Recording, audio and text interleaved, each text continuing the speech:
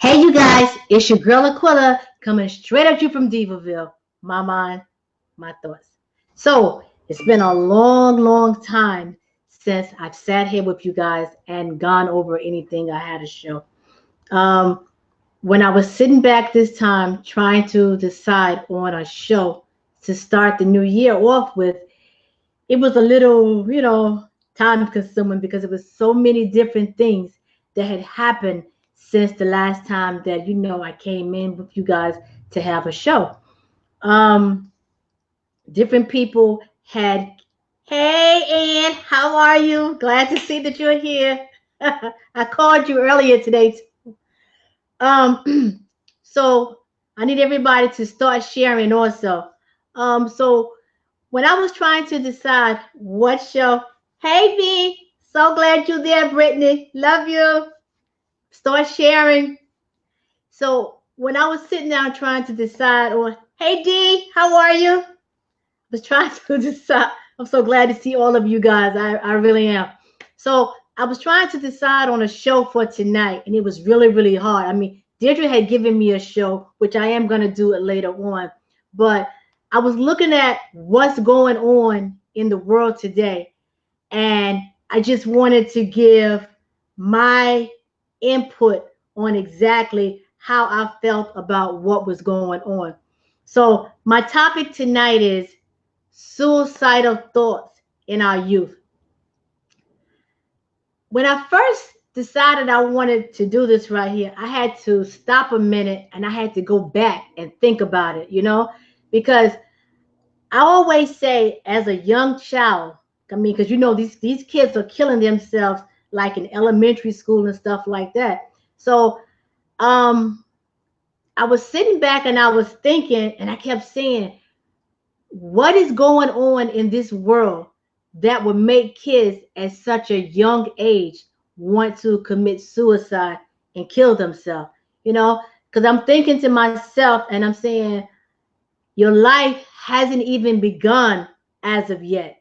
And considering that your life hasn't even begun as of yet, what could be going on so bad that would make you want to kill yourself? Or why would suicide be your go to situation?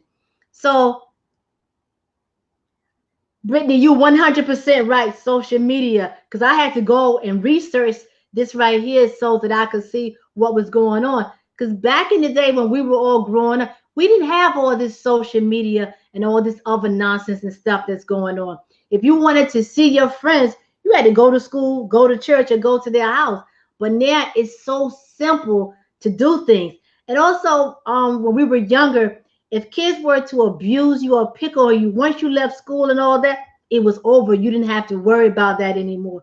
But now, with this social media, the minute you go on social media, if they were doing things to you at school, they continue on with it right on social media, internet, whether it be what is it, YouTube, Instagram, what's that other one, Snapchat. These people are so mean now compared to how they used to be. And I say to myself, God, I said, now I see what's going on and why these kids are reacting the way they're reacting. And then you think about it too, and you're at home with your kids or you're at school or wherever. So now you can't say now that it's just the parents have to be watching the kids. It's all eyes because they say it takes a village to raise a kid. So everybody has to be watching these kids to see what's going on. As a parent, when you see changes going on in your kids, you need to question it. You need to ask your kid what is going on. Even as a friend, when you see that your kid, your friend is going like a little to the left, ask them, yo, what's up? Everything okay? What's going on? Because this suicidal thing with young kids is becoming serious. And in my research, I realized that suicide in young kids is the second leading killer with young kids. And then you sit back and you say to yourself, damn, I mean, like, what is going on? Why are these kids killing themselves? So what I did in my research, and I have some stuff that I want to go over with you guys. And in researching it, they said there's different risk factors that you have to look at. And as parents, friends, teachers, pastor, whoever. You need to look at these people to see what's going on. And when you see these changes, question it. Don't just ignore it. Or it's like people like to say, oh, that's just that person, you know, or that's just Aquila. You know how she acts. No, it's not just Aquila. No, you don't know how she acts. Only thing that you know about Aquila is what she shows you. Anything else you don't know. But if you say that you know Aquila, and Aquila starts to do different things, like, let's go to my little things that I have, so we can continue on with this right here. Okay, so you said you know Aquila. Let's see how well do you know Aquila. Aquila starts to being depressed. She starts to have different eating habits, sleeping habits. Well, you wouldn't know how I'm sleeping because you're not there with me. Or the way she does different activities and stuff. Everything seems to be a little off. If you know Aquila, like you say you know Aquila, then when you start to see these things like this happening, then you should question it. Hey, Kathy, how are you? You should question it, because you say that you know this person. So if you know this person, when things start to change, why don't you ask questions? Okay, Aquila, I noticed that you are eating a little more than what you usually eat, or you're not eating it. Or I'm using myself as an example, you guys. I'm not thinking about suicide, but I'm just using myself as an example. You're acting strange considering how you used to act. Now, as a parent, your child comes in, your child doesn't want to eat. Your child is overeating. Your child is sleeping a lot. These are telltale signs that you should start to say to your child, hey, how was school today? What's going on? Anything unusual happen? You have to watch for these things, because I'm glad that you are blessed, Kathy. You have to watch for these things going on in your child's life. Kids are not going to come out and just tell you things. So you have to, like, use your little radar, your what is it, the sixth sense. You have to tune in on your kid to see exactly what's going on. Parents are so wrapped up in their own lives that they forget about their kids. And their kids are coming in, and their kids are going through things in school, whether I say school, but it could be just out in the street, it could be in church, it could be any place. And your kids is going through different things, and you're missing it because you are so wrapped up in your own life and what's going on with you that you fail to see what's going on in your life, in your child's life. And then when something happens, and then you're quick to say, oh my God, how did I miss that? How did I not know what was going on in my child's life? Yeah, how did you not know what was going on in your child's life? Hold on, you guys. I'm going to put this up here so you can see it.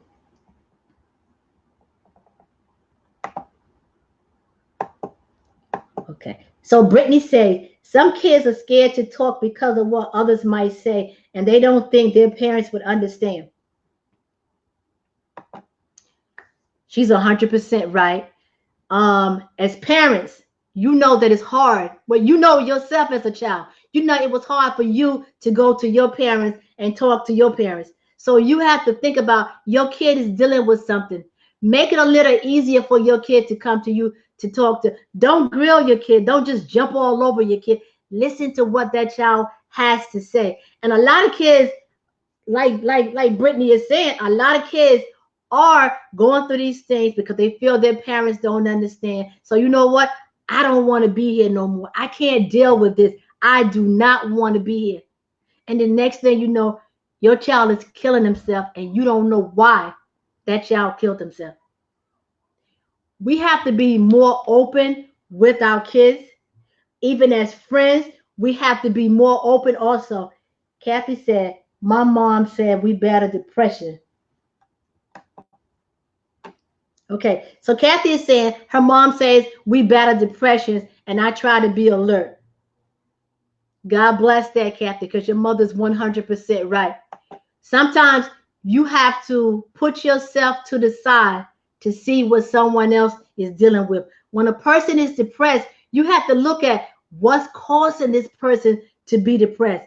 You don't have to like beat down on the person to try to get the person to open up, but you got to get that person to sort of change the channel in their mind. You know, you got to get them to think about something a little bit more positive.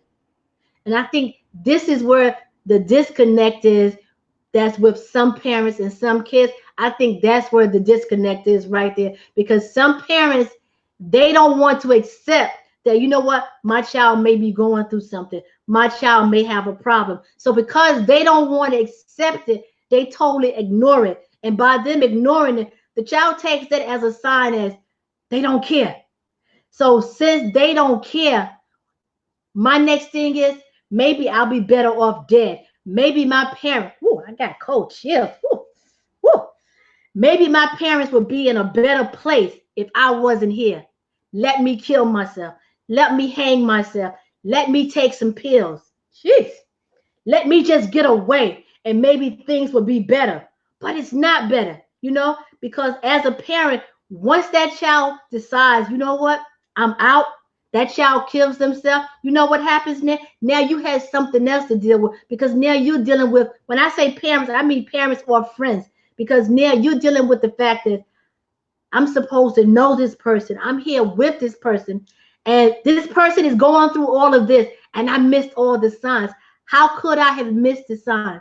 We all, again, like I say, we all go through our own things. We're all living our own life, but our youth, the way this thing is going, we're not going to have any youth soon, because they're all just checking out and they're killing themselves because they feel that they have no other way. There's no one there to help them. So we have to let them know that we are there and we are there to help them. It's sad. I mean, every time, and it's funny. My next thing is what Brittany was saying. It was about social media, but also when your kid starts to isolate themselves from you and their friends, you need to ask what is going on. Your child doesn't want to be bothered with you. They don't be bothered with their friends. They don't want to go out. They just want to go in their room and just lock their doors and not come out. Now, as a parent or as a friend, do you think that that's a normal thing? Absolutely not, because these kids are young. All kids want to go out, have fun, live their life and stuff. But if your kid is coming in and going straight into their room, your next thing should be knocking on that door saying, yo, what's up? What's going on? Come out of your room. Come in. Let's sit down. Let's talk. How was today? What's going on? My daughter, as old as my daughter is, I still every day call her and ask her, how was your day? What happened at your job today? What's going on? How was things? Because you have to be alert. You have to stay focused and know what's going on. Even though I have my things that's going on in my life too, I still need to take that time to keep that eye on someone else other than myself. And it doesn't have to be your child that's going through this way. It could be somebody else's child that you know, and you know that child is going through something.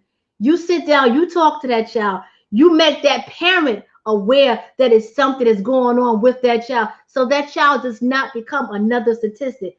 Kathy says, I have a support system that's on point. Kathy, it's good that you have a support system, but there are so many people who don't have that support system, or they feel that they don't have that support system. And the reason why they feel they don't have that support system is because they feel that people don't understand. And what it is, things that people don't know about, they don't understand it. They become, I don't want to use the word ignorant, but I will use that word ignorant. They become ignorant to the fact, and they don't want to deal with it because it's not them and they don't understand. If you have a great support system, that's great. That's great. But there are so many others who don't. So that's why when you see them and they're switching up and they're changing, talk to these people. Try to find out what's going on. Every time you turn on the TV, every time you pick up the newspaper, every time you go onto the internet, there is some young child that has killed themselves. So these kids are going to school and the kids are bullying them. The kids don't know how to respond to that. They don't know how to react. So as a kid, you have to go home and tell your parents, this is what happened. But then parents, we sometimes drop the ball, because if your kid come home and say, oh, I was in a fight or this happened, did you win? It's not the point, did they win or not? What happened? What was going on? What happened to push it to this point that now they have to fight? Or now, you know what? I'm not dealing with this no more. I'm out. I can't. I just can't do it. And this is the thing that everybody is missing. When your kid comes home and they're looking depressed, they're looking torn, they're looking like, damn, what is going on? You have to open up. You have to talk. You have to forget about yourself. Go to these people. Like I said, it doesn't have to be your child. It could be somebody else's child. It could be your niece. It could be your nephew. It could be your grandchild. These people, they just need somebody they can talk to. Somebody who they feel that's on their side and somebody who understands. It's oh my God, now I'm stuttering. But it's a really, really bad situation when kids feel, or not just kids, anybody feels that they can't talk to anybody. If you are with a child, a person, and they're always talking about suicide, it's like a hopeless case. They're helpless. They feel that nobody cares. They feel there's nobody there for them. They say stuff like, maybe I should just be gone. It'd be better for everybody else. You need to talk to that person. If you feel that you're not the person to speak to them, then find someone that can speak to them. Get them some help. There are hotlines and stuff. There's so many different options. These young kids do not have to kill themselves. They do not have to die by their own hands. These little kids, I mean, it is so sad what's going on out there in the world today. But just to think about, I mean, me personally, I don't even know how I would feel if something like that was to happen to someone close to me, somebody in my family or a friend of mine or their kid, and I missed it. I don't know how I would feel. I probably would want to kill myself too, because I felt like, you know what? I dropped the ball. I missed it. And these kids are feeling the same way. Man, what could I have done different? Is there anything that I could have done different? Is it something that I could have said to this person?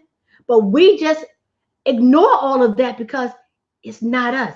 It's not our child. It's not our niece. It's not our nephew. It's not our grandchild. It has nothing to do with us. So why should we put ourselves there? Why? Because it takes a village to raise a child. That's why you should put yourself there. You should put yourself in that parents or that grandparents position, saying how they would feel if this was to happen to someone in their family. It doesn't always have to be about you.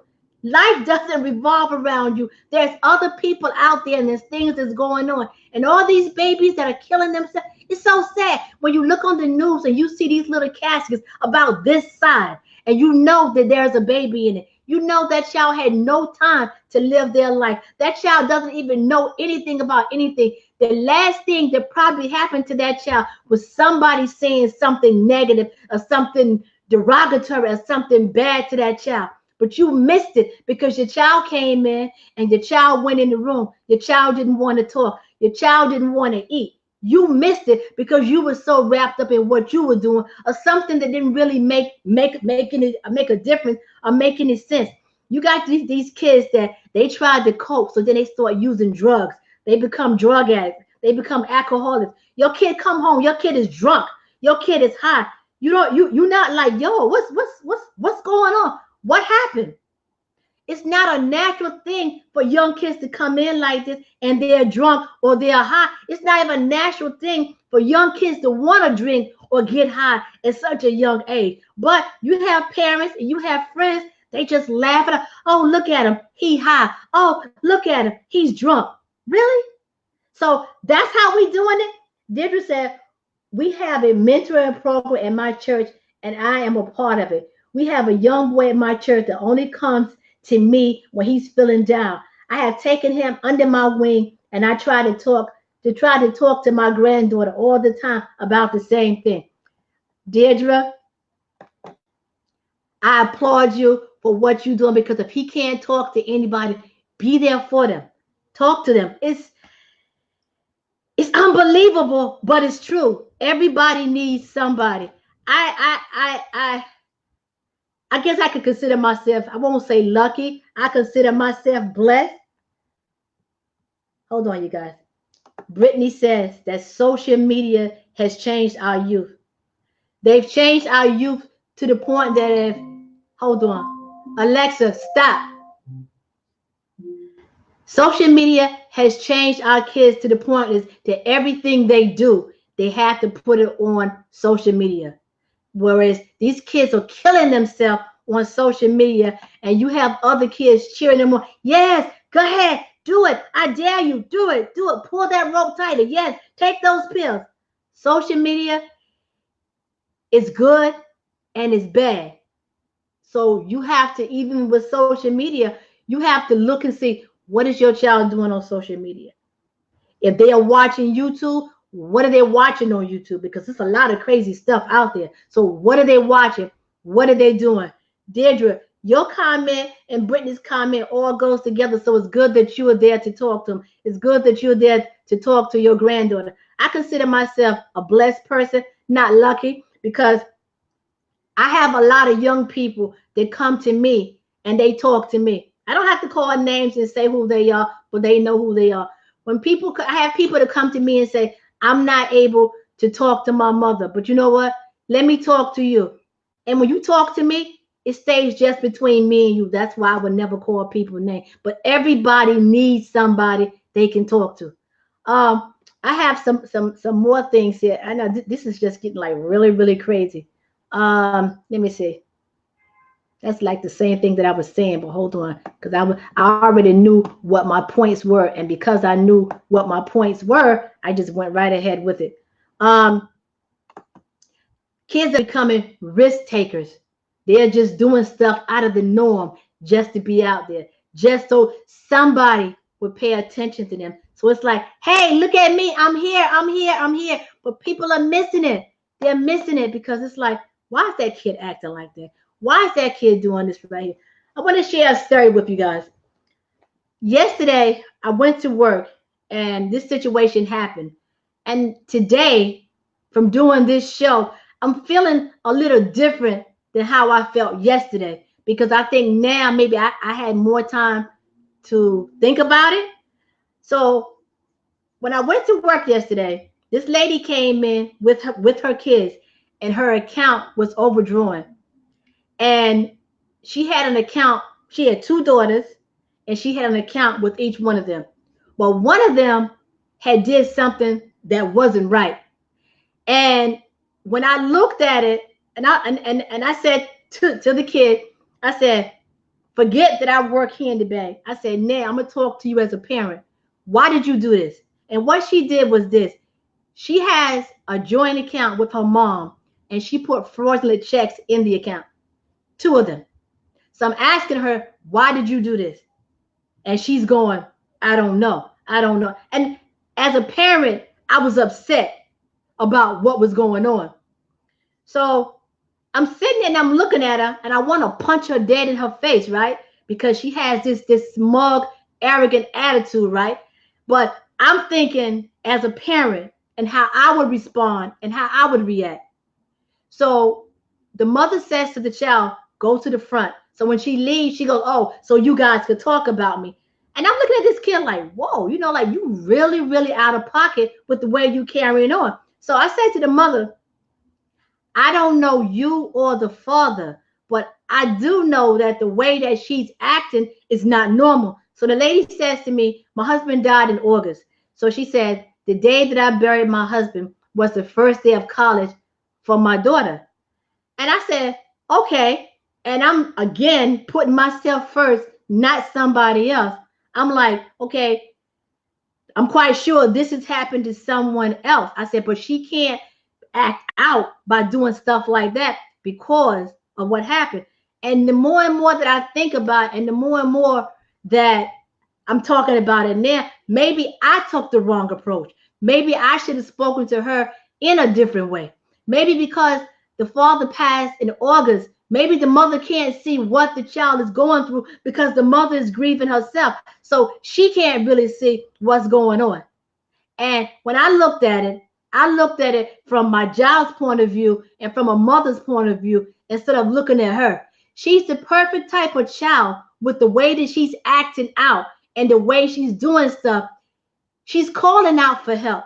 She needs somebody to talk to. She needs somebody to be there for her. And the way that I looked at it then is totally different than how I'm looking at it now. And honestly and truthfully, I wish that I had her number so I could call her and apologize to her because of what happened. But when I say this, I say changes the way people act, the way people carry themselves. Sometimes we have to take ourselves out of the equation and look at exactly what's going on, because it's not just about us.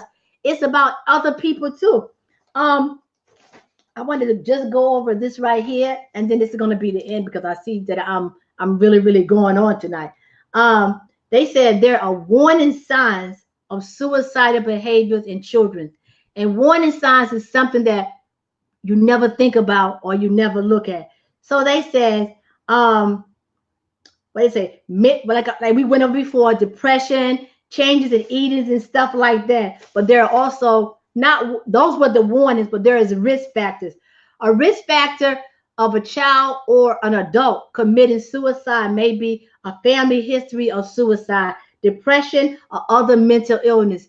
Those are signs right there that a person could commit suicide. If somebody has committed suicide in that person's family, or you don't know how that person reacted. Like this girl putting these fake checks in this account. She could go to jail, but she's not worried about going to jail. You know what I'm saying? Her father passed away. So where is her mind at? What is she thinking about? Loss of a close family member or a friend, or say your classmate committed suicide. Things like this right here, they call these risk factors for your child or someone else's child to go out there and commit suicide and all this right here. Threats, bullying, people beating up on your kids. Again, talk to your child. Don't make them feel like because they talk to you that they are snitch. It's not a snitch. That child sitting down talking to you, or you sitting down talking to that child, could save that child's life or save somebody else's life. You don't know. Don't look at it as being a snitch. History of physical, emotional abuse could cause a child to commit suicide. So you have to watch these things, because everybody is not strong. You know, everybody is not strong. I got so many stories, and every time I start talking, I always think about something that had happened. And this was a girl that I read about it. She felt that nobody cared about her. Nobody asked questions when she came in. Nobody talked to her or anything like that. Her mother's brother moved in with her. He started to molest her and rape her. So she felt that somebody cared about her. All right. Now, as bad as that sounds, and it's horrible, but now she feels that somebody cares. So now when he's doing these things to her, you know that she's starting to change her behavior, her mannerism, how she's acting. She's changing. And yet it's still, the mother still didn't see it. And this continued on. She said for years that this continued on going on. And nobody saw it. But this girl was going through something, and she was screaming for help, and nobody was there to help her. Long story short, eventually the brother, the uncle, he got himself together and he moved out. When he moved out, the girl could not deal with it, because she felt that she was right back where she was before, with nobody caring and nobody being there for her. She tried to talk to her mother. She tried to talk to her friends, but it wasn't the same, because they didn't understand, because everybody missed the telltale sign of what was going on. Eventually, the girl ended up killing herself. And this story that I'm telling is a suicide letter that she wrote to her mother. I'm quite sure you guys saw it because it was on Facebook too. But this was a suicide letter that she wrote to her mother. Her mother said that she missed all the signs. She didn't know that she was going through all of this right here. Your kids come in, you got to look at them, man. Not just your kids, like I said, somebody else's kid. It could be your friend. You got to keep your eyes and ears open. You know, you're not that involved in yourself that you can't see a change that's going on with everybody. Your kid comes in, your kid is not talking, your kid is not eating. Your kid start dyeing their hair, all these different colors and stuff. Your kid comes in, your kid is hot, and you know these are not the normal things that is going on. You sit down and you talk to that kid. If you can't help that kid, then you find someone else who can sit down and talk to that kid. We need to help our youth so they can stop committing suicide. They need to know there's somebody there for them, somebody that they can talk to. They don't have to check out. They don't have to kill themselves. If your kids feel they can't talk to you, or you don't want to talk to your kid, give your kid my number. I'll talk to them. Deirdre says, sleep with your eyes open. 100% right, Deirdre. Sleep with your eyes open. You have to know at all times what's going on. And like I said, if you don't want to talk to your child or your child feels that they can't talk to you, give them my number. If they don't want to call me, give them my what you call it? My Facebook. They can DM me, whatever. If they want to talk to somebody, tell them to call me, talk to me, DM. I don't care. I think that we as humans, we need to take ourselves out and add somebody else in. Um, if you had a child that tried to commit suicide before and they failed on trying to commit suicide, watch that child, because if they fail once, they're going to try again. All right. I'm going to bring this to an end. But like I always say, I'm so glad to be back. I'm glad that you guys came in. I had notes and stuff, but once I started to talk about this, because it's just like so bad about what's going on. I just went a different direction. And I know that when I started feeling those chills and stuff on me, I knew that I was going to go in a total different direction, but it needed to be said because there's so many people out there that don't have anybody. Thank you, Deirdre. I appreciate it. I appreciate it. And you continue to talking to your granddaughter and the little kid in the church. Continue to talk to them. Let them know that there is somebody there for them. Also, you guys know that my season is 8 shows, and then it's hiatus. You know how seasons end. But what I'm also doing now, I hope all you guys went in and subscribed to my YouTube so that you guys can get those notifications, because I do go live on YouTube now. It's a little bit different from this right here, but I still talk about a whole lot of stuff. So if anybody who wants to subscribe to my YouTube, just go straight to Diva, Diva hyphen Villege. So this is coming to a close, and I'm gonna put this on YouTube also. But like I always say, subscribe to the channel, leave comments, good, bad, or indifferent, because I will respond to all of your comments. Not only that, I still have my Bandcamp, so you can go there and you can order merchandise.